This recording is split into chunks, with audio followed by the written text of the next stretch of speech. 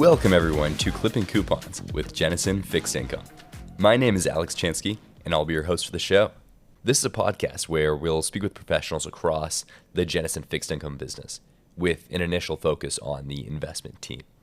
We're going to touch on topics like why we pursue fixed income products, movements in the markets, how our firm operates, and more.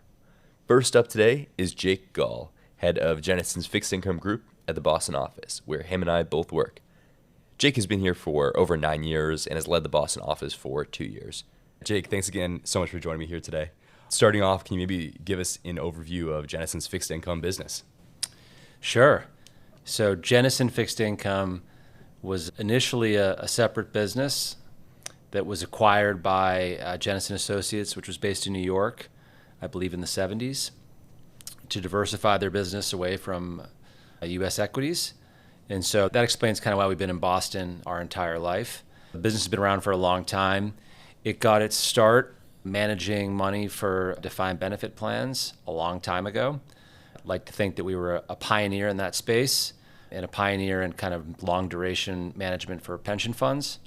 Again, going back to the 70s and the 80s, that's how we got our start. The business has grown and diversified over the years. As of year end, we run about $40 billion in institutional bond mandates. About 2/3 of our clients remain defined benefit plans, and the remaining piece is shorter duration strategies for defined contribution plans, stable value.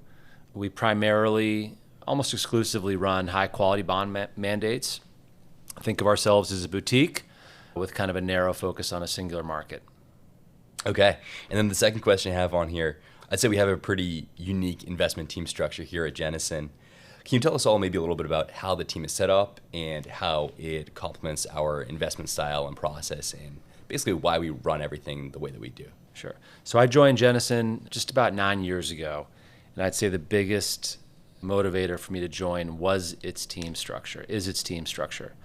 So if you think about our business, we're not really a boutique in terms of our size. We're big in terms of AUM, but we are a boutique in terms of what we're trying to accomplish. So we run high quality bond mandates. We pretty much implement the same investment style across all those strategies: short duration, long duration, credit mandates, non-credit mandates, with some exceptions. But generally speaking, it's a kind of a single investment thesis applied across all our strategies. So that allows us to manage portfolios, I think, in a very unique way. A lot of our peers and a lot of our successful peers have a team-based approach, which they would describe as, a core bond team, a global bond team, a muni bond team, a rates team, a high yield team, et cetera. So at Jennison, we have truly one team. We don't have named analysts. That's because the PMs are the ones that do their own analysis. So that's a little bit of background, but the approach is very senior. We tend to hire experienced people with kind of a strong background in their area of expertise. It's a very hands-on team. The senior people, as I mentioned, do the own analysis on the names that they buy, and they own all parts of the decision-making. What bond, what part of the curve, at what level do you want to buy it or sell it, what size, in what accounts. So it makes for a lot of variety in our kind of day-to-day work. One, two, a lot of accountability and a lot of knowledge of our positioning, what we like, what we don't like, what we own, what could help us, what could hurt us. So it certainly is a unique setup. Why I think it works particularly well in the area of the market that we focus on, which is high quality bonds, is if you step back and think about your biggest risk in a high quality bond portfolio that takes some credit risk, it's kind of the asymmetry of a credit purchase, meaning that if you're right, you can get back your initial investment plus a coupon. If you're wrong, you can lose it everything. So unlike investing in risky assets, stocks, private equity, real estate, where you can have 2, 3, 4 time upside positions, we don't think like that.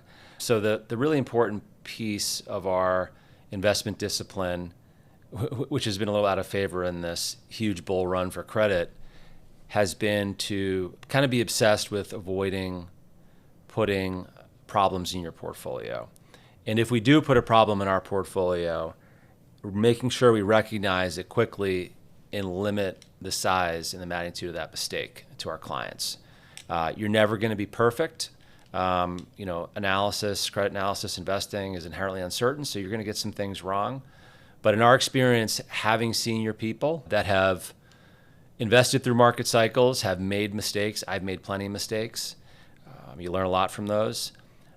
People that have followed different industries and have different knowledge of different markets puts us in a better position to, again, avoid putting those mistakes in client portfolios. And if we do, kind of having the humility and the experience and kind of the maturity to say, my thesis is broken, let's exit. So a senior approach, and I think it fits very well with what we try to offer clients, which is a high quality bond portfolio offering a very good downside protection, particularly in challenging markets for credit. And you do that by not owning and not having heavy exposure to problems. So that's just a real high level kind of snapshot of our team. What I really like about it from a day-to-day perspective is I like doing analysis on credits. I like being involved in the nitty-gritty on portfolios. You have to kind of have that approach if you want to work here and be successful here. Other firms are set up with lots of different teams and different structures. We don't do that, but it works well for kind of what we're trying to do. Yeah, I think that's a great way to put it. And that's one thing that really drew me to Jennison as well, was kind of the not totally flat structure, but it is flat in the sense of you can ask anybody anything at any time, and they're usually really willing to help you out and help you learn and grow. And I think that's great. Cool. So I think you touched on this a little bit already, but given all of your years in the asset management industry, what do you think differentiates our firm and our team from everyone else out there? We have clients that ask us that sometime, or prospects that ask us, what makes you different, or how do you compare yourself versus this firm or that firm? I really only worked at 2 firms, so I can compare myself against my former employer pretty well, but not others. But I have a sense of how other firms are structured, and I would go back to your prior question and my answer, which I won't repeat, but it's a unique team structure. We've also had a remarkable little amount of turnover outside of retirements, almost none. And I think that really validates some of the attributes about working here that I talked about earlier. It's a great place if you want to come and invest. In terms of an advantage or a key differentiator, it's experience among the team. It's true kind of teamwork, meaning that we discuss everything we do before we do it. There's no silos here. And I think that leads to better decision making. It also leads to swifter decision making. The dynamic I talked about, where you have, just a handful of people making the decisions for all the portfolios. If we decide we want to buy a lot of a position or sell a lot of a position, we talk about it, we agree on it, we do it. We don't schedule a meeting with the committee. We don't vote. We don't have to, go through different chains of command to get it executed. We will make the decision and we will do it. So, I'd say experience and our ability to be nimble are kind of 2 qualitative attributes. The other qualitative piece I'd bring up is just the knowledge of how we run money is pervasive here. It took me a little bit of time, once I joined, to really understand what our value proposition is, why it is important to clients, why it should be important to clients, how we implement that, which isn't easy at times.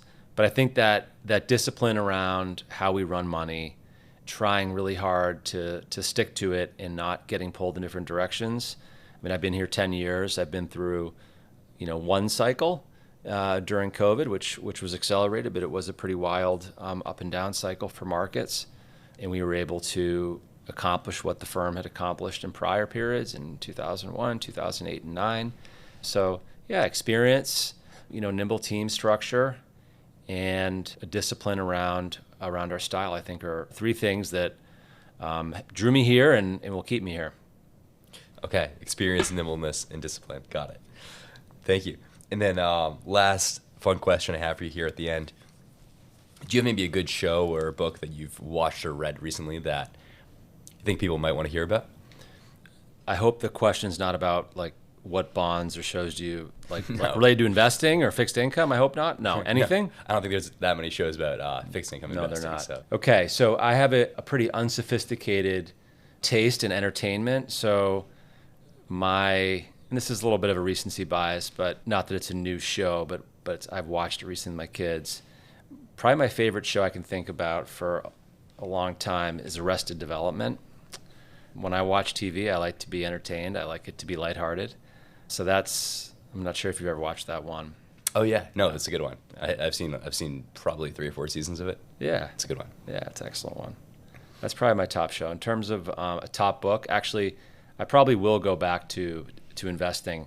My favorite author by far is Michael Lewis. Oh, okay. Yeah. Okay, and not just his books about Wall Street and The Big Short, but his books about culture, parenting, sports in particular. I subscribe to his podcasts, Against the Rules. Just an excellent communicator, writes on really cool topics. So yeah, those are probably my 2 things. I guess I'm a little bit barbelled there, right, in terms of a ridiculously silly answer and then a more serious answer. No, I love that. Honestly, I think my answers might be pretty similar. Michael Lewis is one of my favorites as well. He's a really good book on Sam Bankman-Fried, Going Infinite, about Sam Bankman-Fried's crypto companies and kind of their rise and downfall. So yeah, Jake, thanks again for sitting in today and chatting with me. I thought this was a great first episode. Hope to do many more. Thanks again for listening, everyone. Take care.